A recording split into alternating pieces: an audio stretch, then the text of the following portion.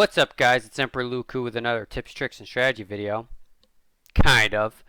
This is actually something that I love talking about. It's Romance of Three Kingdoms 11. It's one of my favorite, I won't say the best, my favorite old classic. Is it classic? Am I that old yet? It's a PlayStation 2 game. Originally, that's what I had it on. Now I have it on PC. But, anyways, it's a really good turn-based strategy game.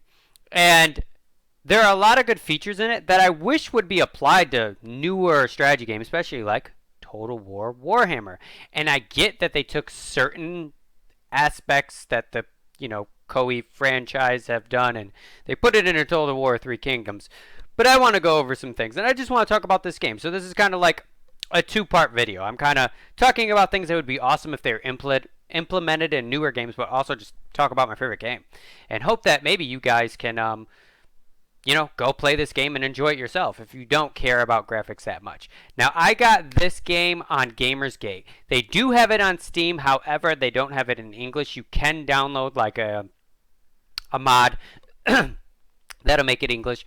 But there seems to be a lot of issues and like things you have to do to make it work. With the Gamersgate version, the only issue that I see is that this kind of goes into a three-part video.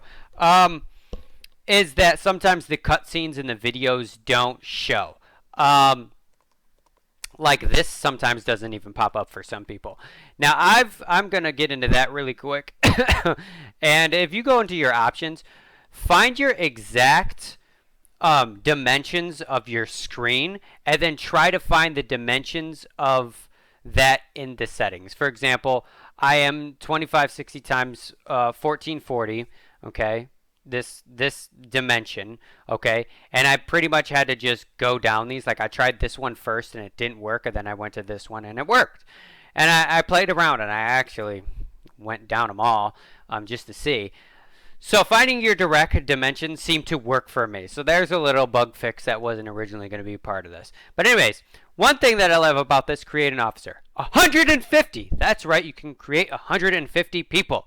And I literally have so many people I know, then a couple random people that I haven't made yet. Like, obviously, I don't know these people. These were random. So you can create an officer, then you can make a random officer, and so on and so forth. Eventually, I do the whole 150, but I had a problem with the save file and it sucked. So basically how it goes, you just go in and you would create, you'd pick a model. You can eventually unlock the historical models, change the faces. There's like tons of faces, and then you can go in the historical faces and then the event faces. You can unlock all that stuff.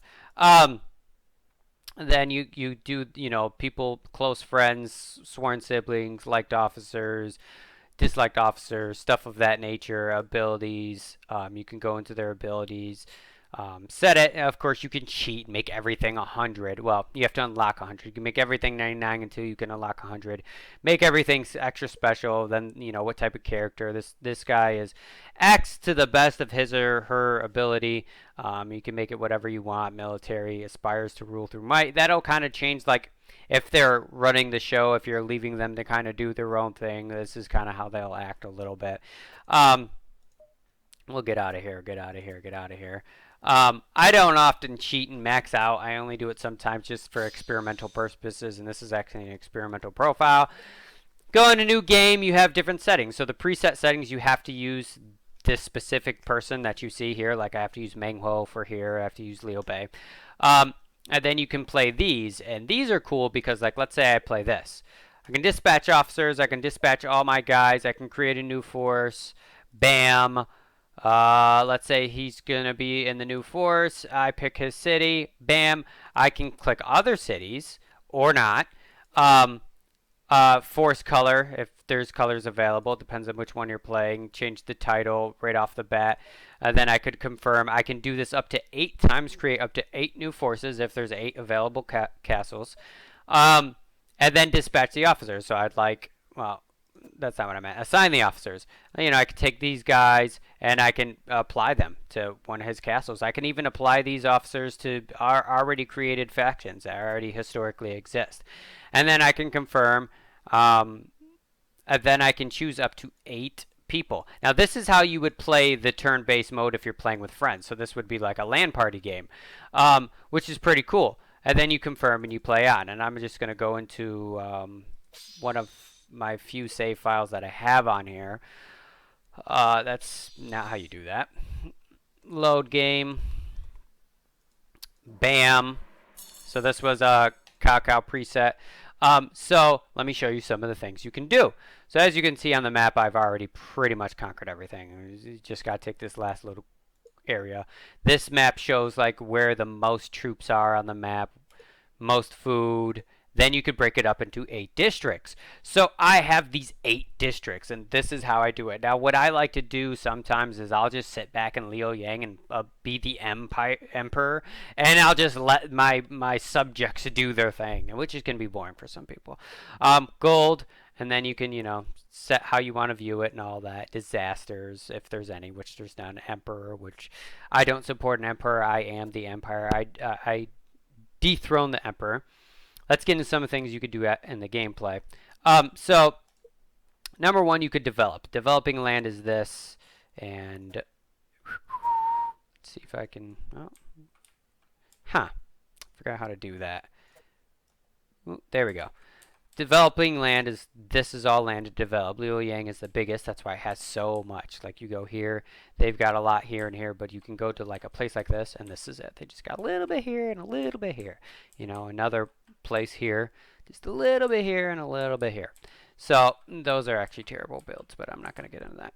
So anyways, developing land, you develop, your farms and your money, your markets. This is all my money buildings. This is all my food buildings. You need food to march out and fight, to sustain your troops and stuff of that nature.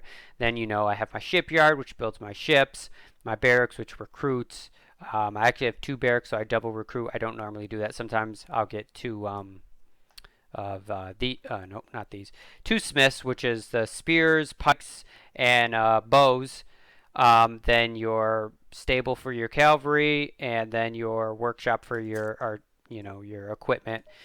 That's all here. So this is how much I have here. Now you choose officers to have them build. So if I did that, bam, they just made X amount of builds. And then, so the cool part is like everything you do will be right here. I'll show, bam, I just did that this turn. It'll be talking blah, blah, blah. That's how you outfit. You can recruit troops. You inspect to keep your order up. As you can see in the left, public order is 100 out of 100. You want to keep that up, or you'll get like, not mercenaries, bandits appearing on your territory unless you have somebody with skill in that territory that prevents that from happening. Merchant, you can sell your food or buy food. Research is researching the abilities, which I won't even get into that. You can drill your troops to keep your will up. The higher the will, the longer they'll fight. The harder they'll fight, you could march out. So, bam, I can auto spears. Bam, he comes out, attacks, da-da-da-da-da. As you can see, you could put how much food and money. I wouldn't have put money unless I'm planning to, take a base, because then there's some money in that base. And I don't put it in every unit. Oh, sorry. You could pick other units to support, and when you do that, their skills will combine. So skill, and skill will combine right here. And you can auto, or you could pick, like let's say, hey, I want to send out some juggernauts.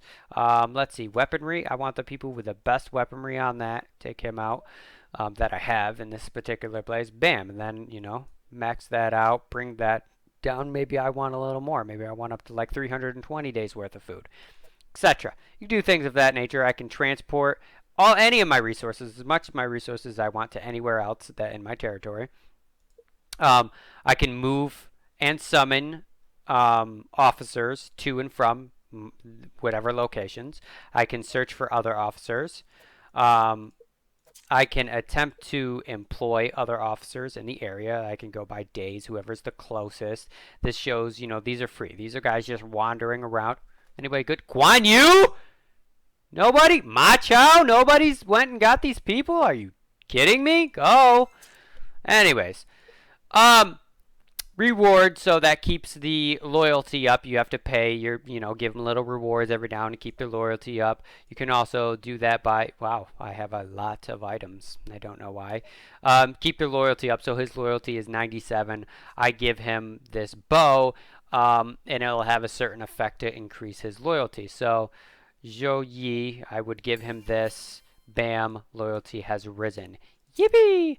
Um, these are all the diplomatic things you can do. You can goodwill to bring up your relations with other places. You can try to request an alliance. You can annul an alliance. Get rid of alliance. You can ask for a ceasefire. Solicit surrender, which doesn't really happen unless they're really on the ropes. You can exchange officers that have been imprisoned. You can request reinforcements, and this is only on the PC version. This is not for the PlayStation 2 version. There are a few things that it's like they're on the PlayStation 2 version that aren't on the PC version, and things that are on the PC version that aren't on the PS2 version. I overall like the PC version better, even though I think there might be less maps. I can't remember. I gotta look that up. You can disrupt relations between factions. You could collaborate. Basically, I would go to a person who is the not viceroy, the what's the word here? Prefect of a city, and I can ask them to, hey, be independent. You can do it. You don't need this guy, blah, blah, blah. And that entire place may rise up and declare independence, which is great. And then I can spread rumors, which will, bring down loyalty. I'll start from the bottom on this one. I can banish anybody. So this is mostly helpful if you take a territory and you've completely like, let's say I'm Cao Cao and I was fighting Liu Bei and I took Liu Bei's last castle and I wiped him out. All his ex-prisoners, because he's no longer exists, it'd be best to banish them because they have no loyalty to anyone. So you're really keeping them in prison for no reason. Mediate. So I can do sworn siblings, make 3 people like loyalty to each other extreme and make them like sworn brothers or sisters. I could make a marriage happen. Ranks, it's best to just auto. I've never went through and did this personally, but you can do ranks in here. And de-rank people. You can create a strategist, not create a strategist, but choose a strategist. This is my current strategist. This is the strategist that they recommend. I don't have to. I can dismiss my strategist, or I can go through and pick one myself. Sorry, guys. I yawn a lot in a lot of my videos. Maybe I'm dying.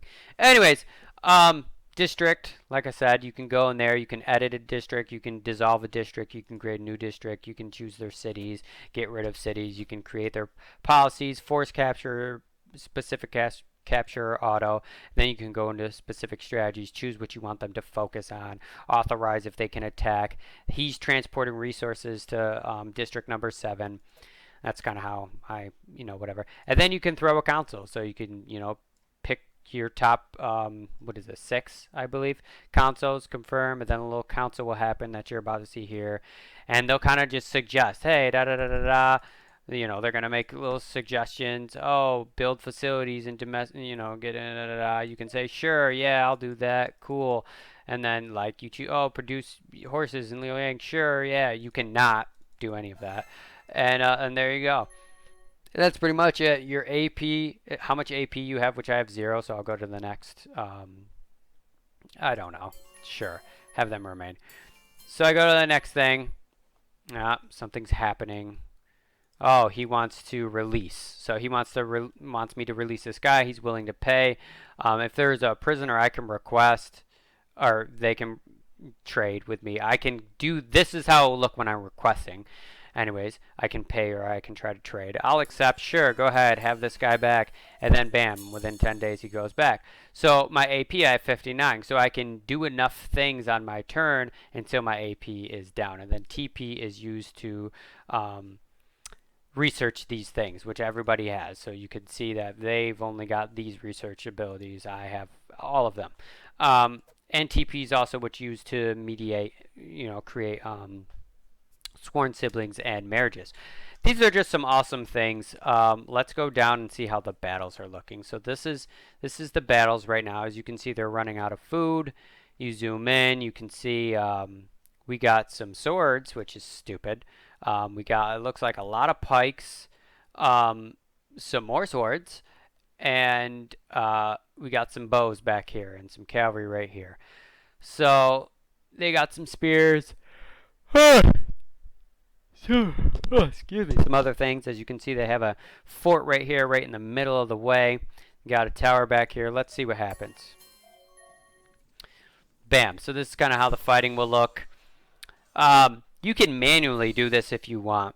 Like right now, this is being controlled by another district, and there is music, by the way. I turn the music off, so if you're wondering, wow, it's mighty quiet in this game, it's not normally like that. I just turn the music off. So that just, I was letting them do their thing. Now, if this wasn't a district, I can, auto select what type of abilities they use on the opponent, or I can just click annihilate and they'll use what's best they think at that point in time, and how to attack and so on and so forth. So that's one way. This is poison right here. What I like about this is like, okay, so you can build outer defenses before they get to your castle. And think about this in a Total War. I think if you could like build outside structures to impede before they even get to your walls, that would be pretty amazing. But also, like, I like the idea that like they're literally marching from this castle down through all of this to this castle. It's not just they just walked on through like on a map. It's all one map, and I like that idea. I think that is awesome. Little booby traps here. I don't know why they'd put them off to the side like this. But this is little booby traps. There's little ways to walk through here, and if you don't have the right research, you can lose troops walking through here. Like they'll fall down if you don't have a depth march. You can move this anywhere you want out of the way. I also like that there's ports and stuff. So like the only way to get to Liuyang, you have to fight through. You either have to come through here and get through this gate to get here, or through this port to get here, or like let's say this was an enemy, they would have to get through this gate and then get here. That's awesome. That's stuff like I would like to see in Total War, like being more in depth like that. I think it would be great, and honestly I feel like they have more to offer in the section right here. Like, yes, in Total War you can go and you can build and construct in your territory, but I like that you actually see it. You can scroll in, you see like the little farmers working, even though it's crappy, graphics and stuff like that. Imagine it on a Total War game, which you can. I mean, the Total War maps by no means are like not great or anything, because they are. A lot of them you zoom in, like especially on the Warhammer ones, like the unique stuff you can see, I think is pretty amazing. You can go in the info here and you can pretty much look up anything. So all the skills, all the ranks, all items in the game, all forces. This is the only forces left. Then you could click on a force and then go into detail their stuff, their diplomatic relations with other people, and so on and so forth. Oh, there you go, yawning again. Excuse me. Force bases, go over like all the bases and everything. I think it's pretty cool. If you're into strategy games and you're looking for a fun strategy game, it can be hard to start, but I'm going to actually turn this into a tips and tricks strategy. All you need to know is what I do. Let's actually start from the beginning. So on my first of that month, okay, this is all I ever do in any base. I recruit, I inspect, I drill. Then on number 2, which you'll see up here, it'll go to, 11. Okay, I do the same thing. Recruit, inspect, drill. Okay, this is if it was a normal base and whatever. Then, on the final turn of the month, I'll go in and I'll outfit. And normally I won't do 3. In Liuyang, I'll do 3. Now, normally I can do 2 here, and then I'll do my horses, whatever. I normally go whatever I have the least of. So I have the least of these, so I'll just do that. Because I like to keep it very well-rounded and prepared. A lot of people will cheat. Of course, there are going to be people like, oh, well, I just give everybody white riders and then just have nothing but cavalry, and supplement it with this and that and Indomitable and blah blah blah, because they're cheating. Okay, I don't do that because I think that's boring. Like it's boring and you're weak. You can't play. You cheat in order to win. You suck. Anyways, you can see my rate: 1 gold and equals 6 food, and so on and so forth. So that's great. And then I go on to the next. Now, at the start of a new month, let's say I have the ability to research, right? Go back to Leo. The ability to research, which is down here. Then I would research, and I'd wait for those guys to come back. I'd let my AP go up, and I might just keep up on inspection and drilling, and that's about it. Because if you do something too much, you'll either run out of money or you'll run out of AP, and that'll suck. So I like to keep it type consistent. And the same thing, like let's say I start the turn of my shift, and I have a lot of people to. Oh, I got him. Yes, I got a lot of people to pay. Then, like, let's say this was like 1,400. Then I would confirm. It normally would bring my AP down to like nothing, and then I would just wait several turns for the AP to come back. And then normally, you know, at this, like, I just skip, let my money and my AP and everything come back, and then I just start all over again. If I'm doing a ton of recruiting, like let's say, yeah, sure, you can have Yan Yan. He's good. He's a good guy. Go ahead, but I'll beat him again. Let's say I want to recruit a lot. So let's say I go through and I just, you know, I employ tons of officers. Okay, recruit him. Cool. Let's go back there again. Employ. Bang. Recruit her. Bang. You know, I'll do that a lot. And then I'll go into personal and I'll reward. Bam, 18. Now you see my AP jump down like almost 100. And then I'll just skip and I'll let my AP and the money I use. Because when you're in a regular, like I'm in Liu Yang. And I have tons of money. And if I need more money, I could just send somebody to my gates and to my port and then just bring the money in. That's one way to do it. So what I would do is I would summon somebody from Liu Yang. Nope, you're not from Liu Yang. Right? Bam. And then I would skip to my next turn. Sure. Employ. Try to. This is another thing. If you can't employ them, you can prison them, release them, or execute them. I do prisoners always, unless it's their leader. I cut their head off. I don't release anybody unless it's the very last castle. I used to release more often, but I don't do that anymore because I just don't feel like it. So now I can go in, and what I'll do is I'll do troops, just 100. And then I'll do like the majority of the gold, right? And then I'll do a big chunk of, you know, the food. And then I'll just bring them in, have them remain. They've got enough to last them. And bam, I've just supplemented. But in a normal place, like let's say I was here, you're going to run out of food, or not food, but money a lot quicker, especially in the beginning of the game. So it's recommended to do what I say, like just wait, let your AP money come back, and then start the process over again. So boom, start the process over again. And if on this turn I'm not going to research, which is a lot of money, and if I'm not going to reward and employ, then I just do the process. Recruit.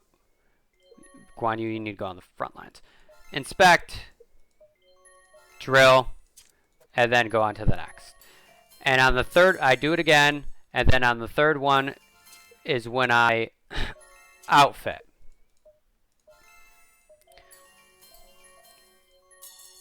Bam. And then I'm going to outfit whatever is the least. And when I get, like, let's say, okay, I'm just going to do it. So, no, I won't. So let's say they were all 30,000. Then I'd bump these up to 3.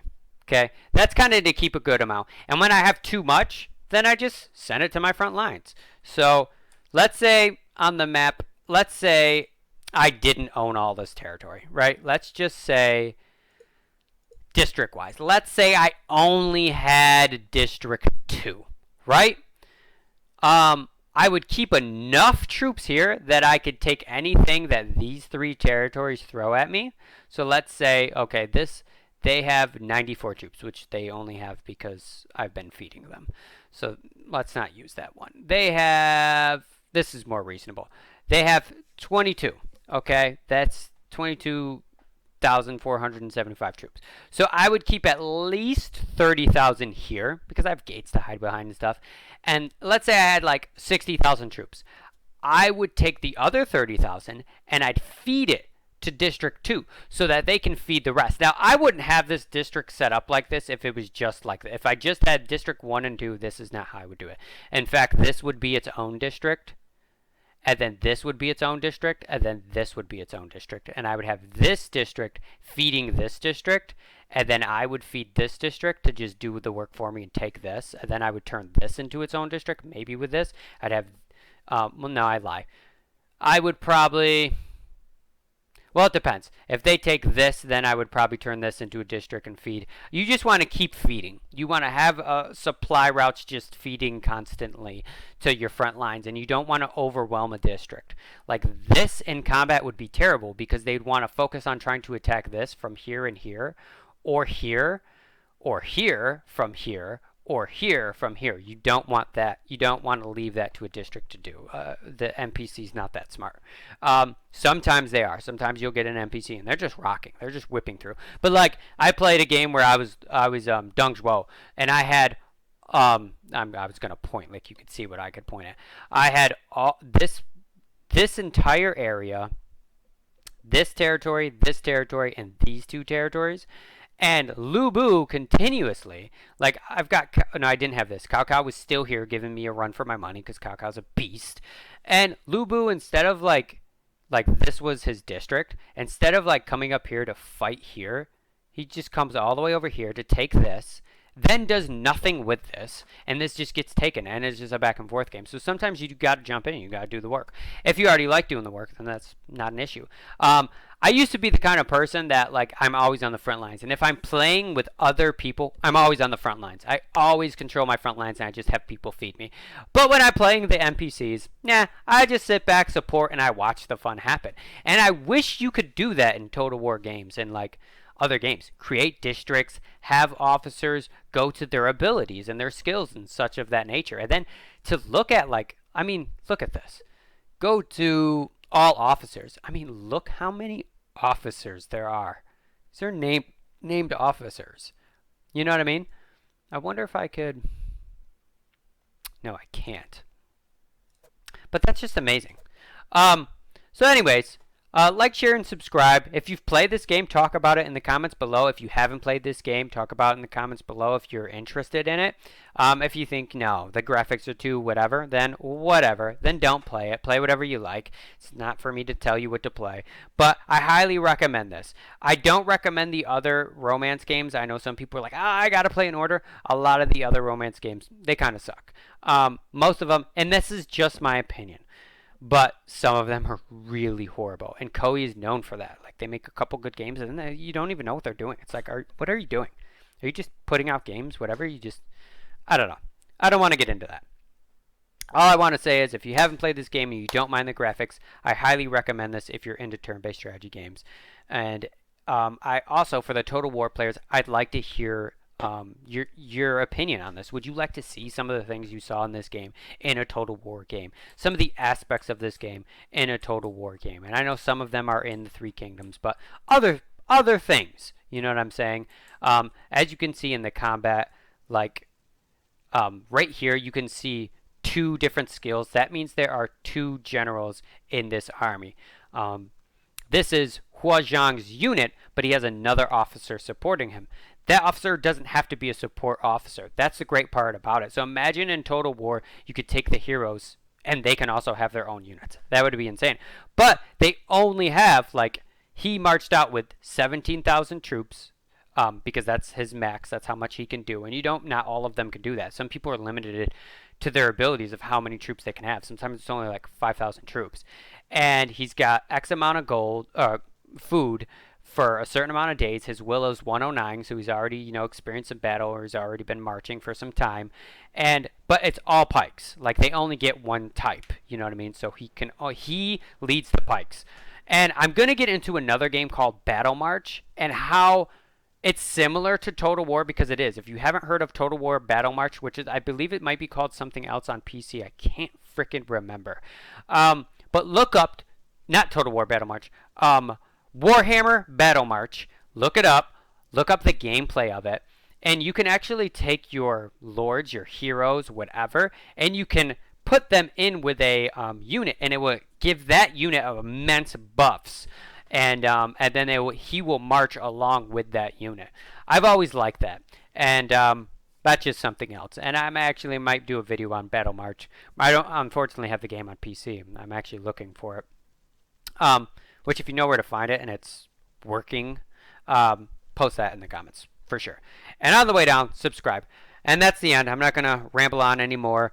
I hope you guys enjoy this video. I hope this brought a video game to your attention that maybe you've never even heard of, but now you want to play it. That'd be exciting.